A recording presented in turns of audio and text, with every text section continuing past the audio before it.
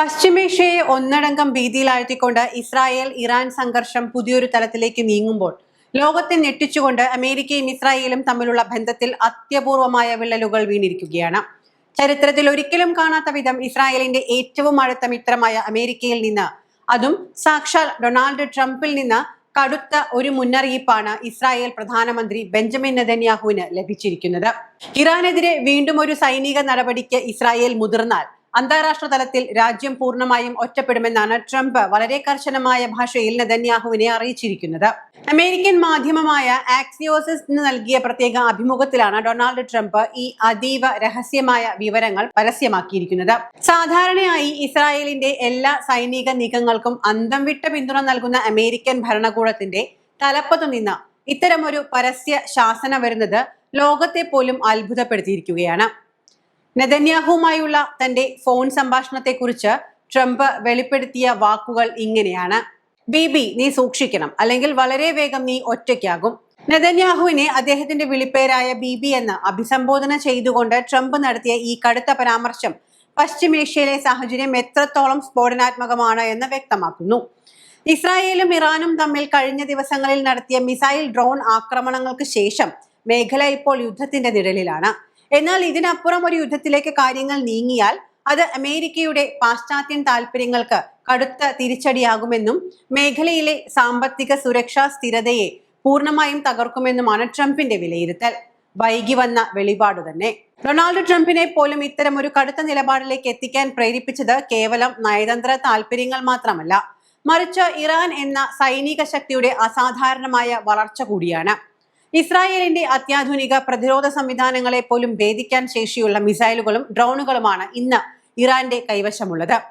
പശ്ചിമേഷ്യയിലെ ഏറ്റവും വലിയ മിസൈൽ ശേഖരമുള്ള രാജ്യം ഇറാനാണ് എന്നത് ഒരു യാഥാർത്ഥ്യമാണ്. ആയിരക്കണക്കിന് കിലോമീറ്ററുകൾ അകലെയുള്ള ലക്ഷ്യസ്ഥാനങ്ങളെ പോലും കൃത്യതയോടെ തകർക്കാൻ ശേഷിയുള്ള ഖൈബർ ഷെക്കാൻ, ഫത്താഹ് തുടങ്ങിയ ഹൈപ്പർസോണിക് മിസൈലുകൾ ഇറാന്റെ പക്കലുണ്ട്. ശബ്ദത്തേക്കാൾ എത്രയോ മടങ്ങ് വേഗത്തിൽ സഞ്ചരിക്കുന്ന ഈ മിസൈലുകളെ തടുക്കാൻ ഇസ്രായേലിന്റെ വിഖ്യാതമായ അയൺ ഡോം സംവിധാനത്തിന് കഴിഞ്ഞില്ല എന്നത് കഴിഞ്ഞ ദിവസങ്ങളിലെ സംഘർഷം തെളിയിച്ചതാണ്. മിസൈലുകൾക്ക് പുറമെ ആഗോള പ്രതിരോധ രംഗത്തെ വിറപ്പിക്കുന്നതാണ് ഇറാന്റെ ഡ്രോൺ സാങ്കേതിക വിദ്യ. കുറഞ്ഞ ചിലവിൽ നിർമ്മിച്ച് വലിയ നാശനഷ്ടങ്ങൾ വരുത്താൻ ശേഷിയുള്ള ഇറാന്റെ ഷാഹെദ് ആത്മഹത്യാ ഡ്രോണുകൾ ഇന്ന് ലോകമെമ്പാടും ചർച്ചയാണ്. നൂറുകണക്കിന് ഡ്രോണുകൾ ഒരേ സമയം ശത്രുപാളയത്തിലേക്ക് തൊടുത്തുവിട്ട് അവരുടെ റഡാർ സംവിധാനങ്ങളെ നിശ്ചലമാക്കുന്ന സ്വാം അറ്റാക്ക് ശൈലിയിൽ ഇറാൻ വലിയ വൈദഗ്ധ്യമാണ് കൈവരിച്ചിരിക്കുന്നത്. ഇത് ഇസ്രായേലിന്റെ വ്യോമ പ്രതിരോധത്തിന് സൃഷ്ടിക്കുന്ന സമ്മർദ്ദം ചെറുതൊന്നുമല്ല. ഇറാനെ പ്രകോപിപ്പിച്ച് മറ്റൊരു മഹായുദ്ധത്തിലേക്ക് ഇസ്രായേൽ പോയാൽ സൈനികമായോ തന്ത്രപരമായോ സഹായിക്കാൻ അമേരിക്ക കൂടെ ഉണ്ടാകില്ല എന്ന കൃത്യമായ സന്ദേശമാണ് ട്രംപ് ഇതിലൂടെ നൽകിയിരിക്കുന്നത്. ഇസ്രായേലിന്റെ ഏറ്റവും വലിയ സുരക്ഷാ കവചമായ അമേരിക്കയെ പോലും മാറ്റി ചിന്തിക്കാൻ പ്രേരിപ്പിച്ചത് എന്താണ്? ഇസ്രായേൽ ഒറ്റപ്പെടുമെന്ന ട്രംപിന്റെ മുന്നറിയിപ്പിന് പിന്നിൽ ഇറാന്റെ സൈനിക മേഖലയിലുണ്ടായ വൻ കുതിച്ചുചാട്ടത്തിന്റെ കൃത്യമായ വിലയിരുത്തലുകളുണ്ട്. ഇതിനെല്ലാം പുറമെയാണ് ഇറാന്റെ ഭൂഗർഭ സൈനിക താവളങ്ങൾ. ഈഗിൾ 44 ഉൾപ്പെടെയുള്ള ഇറാന്റെ ഒട്ടുമിക്ക പ്രധാന മിസൈൽ കേന്ദ്രങ്ങളും വ്യോമതാവളങ്ങളും പർവ്വതങ്ങൾക്കുള്ളിൽ നൂറുകണക്കിന് അടി ആഴത്തിലാണ് നിർമ്മിച്ചിരിക്കുന്നത്. അതുകൊണ്ട് തന്നെ പുറത്തു നിന്നുള്ള വ്യോമാക്രമണങ്ങൾ വഴി ഇവയെ തകർക്കുക എന്നത് ഇസ്രായേലിനും അമേരിക്കയ്ക്കും ഒരുപോലെ അസാധ്യമാണ്. കൂടാതെ ഹോർമൂസ് കടലിടുക്കിന്റെ നിയന്ത്രണം ഇറാന്റെ കൈകളിലാണ് എന്നത് ആഗോള സമ്പദ് വ്യവസ്ഥയെ തന്നെ ബന്ദിയാക്കാൻ പോകുന്ന ഒരു തന്ത്രപ്രധാനമായ ആയുധമാണ്. ഇറാൻ എന്ന രാജ്യത്തെ കേവലം ഒരു സൈനിക ശക്തി എന്നതിനുമപ്പുറം ആഗോളതലത്തിൽ വേറിട്ടു നിർത്തുന്നത് ആ ജനതയുടെ സമാനതകളില്ലാത്ത പോരാട്ട വീര്യവും കഠിനമായ ഉപരോധങ്ങൾക്കിടയിലും അവർ കൈവരിച്ച അസാധാരണമായ സാങ്കേതിക തികവുമാണ്. പതിറ്റാണ്ടുകളായി ലോകശക്തികൾ ഒന്നടങ്കം ഉപരോധങ്ങൾ ഏർപ്പെടുത്തി ശ്വാസം മുട്ടിക്കാൻ നോക്കിയിട്ടും സ്വന്തം കാലിൽ നിന്ന് ഇറാൻ നേടിയെടുത്ത ആത്മവിശ്വാസത്തിന്റെ കഥ കൂടിയാണ് ഇത്. ഇറാന്റെ ചരിത്രം പരിശോധിച്ചാൽ നമുക്ക് കാണാൻ കഴിയുന്നത് സാമ്രാജ്യത്വ ശക്തികൾക്ക് മുന്നിൽ ഒരിക്കലും തലകുനിക്കാത്ത ഒരു ജനതയുടെ പോരാട്ട വീര്യമാണ്. 1980കളിൽ സദാം ഹുസൈന്റെ നേതൃത്വത്തിൽ ഇറാഖ് ഇറാനെ ആക്രമിച്ചപ്പോൾ ലോകത്തിലെ വൻ ശക്തികളെല്ലാം ഇറാഖിന് പിന്നിലുണ്ടായിരുന്നു. എന്നാൽ ആധുനിക ആയുധങ്ങളോ വലിയ രാഷ്ട്രീയ പിന്തുണയോ ഇല്ലാതിരുന്നിട്ടും 8 വർഷത്തോളം സ്വന്തം മണ്ണ് കാക്കാൻ ഇറാൻ ജനത കാണിച്ച ധീരത ലോക ചരിത്രത്തിലെ തന്നെ അത്ഭുതമാണ്. ആ യുദ്ധമാണ് പ്രതിസന്ധികളിൽ ആരുടെയും സഹായമില്ലാതെ സ്വന്തമായി അതിജീവിക്കുക എന്ന വലിയ പാഠം ഇറാനെ പഠിപ്പിച്ചത്. അവിടെയാണ് ഇറാന്റെ സാങ്കേതിക തികവ് പ്രസക്തമാകുന്നത്. ലോകത്തിലെ ഏറ്റവും കടുത്ത സാമ്പത്തിക സാങ്കേതിക ഉപരോധങ്ങൾ നേരിടുന്ന രാജ്യമാണ് ഇറാൻ. ഒരു ചെറിയ സ്പെയർ പാർട്സ് പോലും പുറത്തുനിന്ന് ഇറക്കുമതി ചെയ്യാൻ അനുവാദമില്ലാത്ത സാഹചര്യം. എന്നാൽ ഈ പ്രതിസന്ധിയെ അവർ തങ്ങളുടെ ശാസ്ത്ര സാങ്കേതിക വിദ്യ വികസിപ്പിക്കാനുള്ള ഇന്ധനമാക്കി മാറ്റി.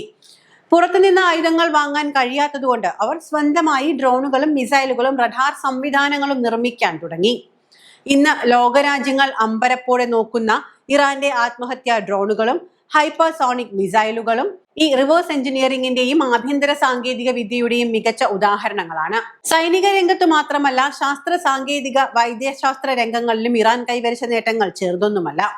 ഉപരോധങ്ങളെ മറികടന്ന് സ്വന്തമായി ആണവ സാങ്കേതിക വിദ്യ വികസിപ്പിക്കാനും ബഹിരാകാശത്ത് സ്വന്തം ഉപഗ്രഹങ്ങൾ വിക്ഷേപിക്കാനും ഇറാന് കഴിഞ്ഞു. സ്റ്റെം സെൽ ഗവേഷണം, നാനോ ടെക്നോളജി തുടങ്ങിയ അത്യാധുനിക ശാസ്ത്ര ശാഖകളിൽ ഇന്ന് ലോകത്തിൽ തന്നെ മുൻപത്തിലാണ് ഇറാൻ.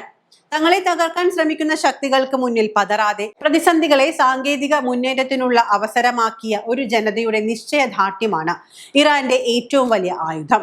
ഈ പോരാട്ട വീര്യവും സാങ്കേതിക കരുത്തും തന്നെയാണ് ഇറാന്റെ നേർക്ക് ഒരു സൈനിക നീക്കം നടത്തുന്നതിന് മുൻപ് അമേരിക്ക ഉൾപ്പെടെയുള്ള ലോകശക്തികളെ 100 വട്ടം ചിന്തിപ്പിക്കാൻ പ്രേരിപ്പിക്കുന്നത്. ചുരുക്കത്തിൽ, ഇറാനെതിരായ ഒരു യുദ്ധം കേവലം ഇസ്രായേലിൽ മാത്രം ഒതുങ്ങി നിൽക്കില്ല എന്നും അത് അമേരിക്കയുടെ പാശ്ചാത്യ മേഖലയിലെ സൈനിക താവളങ്ങൾക്കും സഖ്യകക്ഷികൾക്കും വലിയ നാശനഷ്ടം വരുത്തിവെക്കുമെന്നും ട്രംപിന് കൃത്യമായി മനസ്സിലായിട്ടുണ്ട്.